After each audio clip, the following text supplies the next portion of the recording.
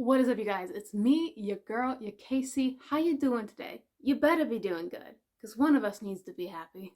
Today my coworker farted on me. I don't know how to put that in a nicer term. We were walking in the same direction, but they were 10 steps ahead of me, and they didn't know I was behind them. So, in their false solitude, they decided to not just break wind, but shatter the wind, and I walked right into the shrapnel. Not my best moment, no. It didn't smell good, but I'm sure y'all smell perfectly lovely. You know what else smells lovely? Books. Particularly these books. I read 2 books this week. I'm planning. I'm going to make this really fast. I'm going to put this up this Saturday after I put up my Carrie review, which is on Friday. Usually I put up my Friday reads on Friday, but I didn't finish anything until now. So here we are doing Friday reads on a Saturday. This is going to mess up my algorithm. I just finished 2 5-star books. It is so rare that I give a book 5 stars. But I had 2 of them crammed into 1 week. It was glorious, but now I'm like, what do I talk about? I love complaining in reviews. Now I got nothing to complain about. It's like I have found book reading enlightenment. I have achieved nirvana, but I'm not happy about it. I like being miserable. But we're just gonna see how it goes. The first book that I literally just finished on the way to film this was the audiobook version of The House in the Cerulean Sea, 5 stars. I have already I've already read the other book the author wrote, Under the Whispering Door, and I gave that a 4 stars. I loved the humor in that book. I just wasn't like all for the very slow pace and even one of the characters in that book. But when I was reading The House in the Cerulean Sea, we were getting into the first couple of chapters, and it wasn't really, well, first, Under the Whispering Door, for all of its pacing problems, it had me hooked in the first chapter. House in the Cerulean Sea didn't. What's it about? Why didn't I like the first couple of chapters? Well, in the world of House in the Cerulean Sea, we have humans and we have magical creatures. The humans have created this system where like all the magical creatures have to be registered. They're basically second-class citizens. They have to go through all these like hoops and red tapes just to survive in modern times. Always treated like trash as compared to the humans, who insist that all these restrictions and rules keeping humans and magical creatures apart is for the good of all. And we have our main character, Linus. He is a worker of dikemi. Dikemi is the system, the government, that makes sure all these regulations keeping the 2 species apart is working good. Linus's main job is to go out and to inspect orphanages, particularly orphanages that specializes in taking care of magical creature kids. They're not really orphanages because no one ever gets adopted from them, because no one wants the magical creature kids because of the segregation in this world.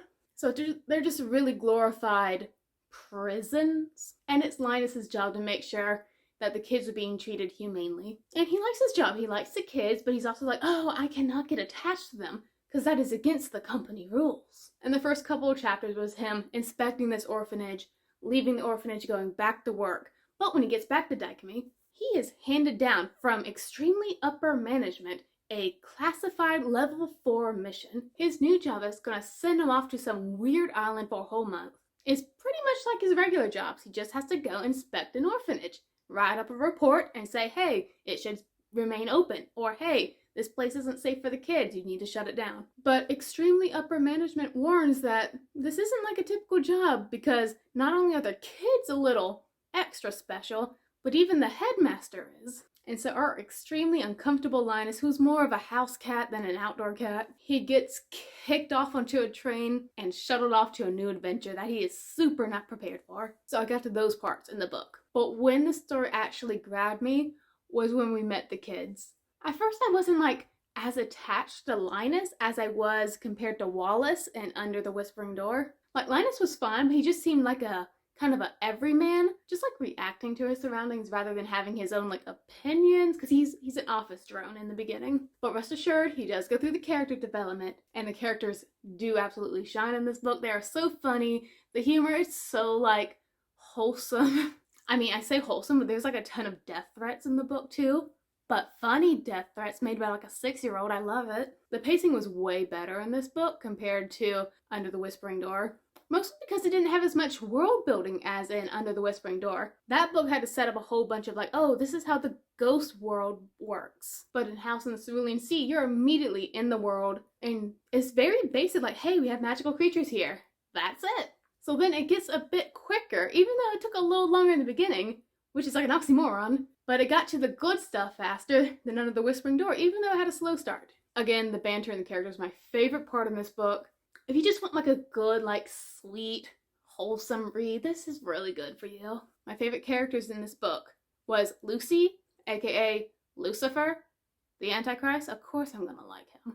And also Chauncey. Chauncey, well, the audio book, the narrator, the guy who did his voice was just fantastic, and I loved it so much. But he also reminds me of Bob, you know, B.O.B. from Monsters vs. Aliens. All in all, it has a very, like, basic moral to the story. People look different from you, but they're people too. Treat them nice. But it was told in a really cute and clever way. So yeah, 5 stars. It did the job right. And next up, we have a thriller that I'm sure you guys have all heard about, and it took me forever to get to. It is The Woman in the Window. I have heard gossip regarding this book and its author, A.J. Finn, that The Woman in the Window is actually plagiarized, or at least heavily stealing from a different book that came out before it. I can't remember the name, but I'm going to put the book here. I've not read this book, and I really haven't done any more research into how similar these two are. But I'm going to read this book one day because I'm interested to know, did he steal?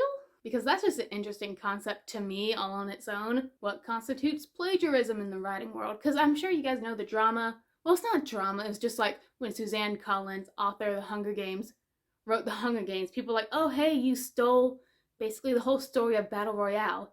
And she had never heard of that before. It's also interesting to me to find that gray line between getting inspiration from and just outright stealing. I'm going to dive into this another day. But right now, I'm just going to like reveal Woman in the Window as if there's no drama behind it. It was a really good thriller. What we have here is a doctor, a child psychologist named Anna Fox. Well, she's not a child psychologist anymore. She's stuck at home. Not because of COVID, mind you, no. She's got the agoraphobia, which is fear of outside places, being exposed, crowds. Agoraphobia differs between like what triggers people, but for Anna, it's mostly just like the vastness of the sky and just the whole world. She goes outside, she can just feel it like crushing down on her, like gravity just increasing on her shoulders. So she is homebound. Her husband and her daughter, they're separated from her. In between telephone calls from them, check-ins with her physical therapist. Her other therapist is helping her get through agoraphobia. And also a special agoraphobia forum online where other people suffering with the same condition can, you know, chat with each other, encourage each other. She doesn't have any interactions with the outside world.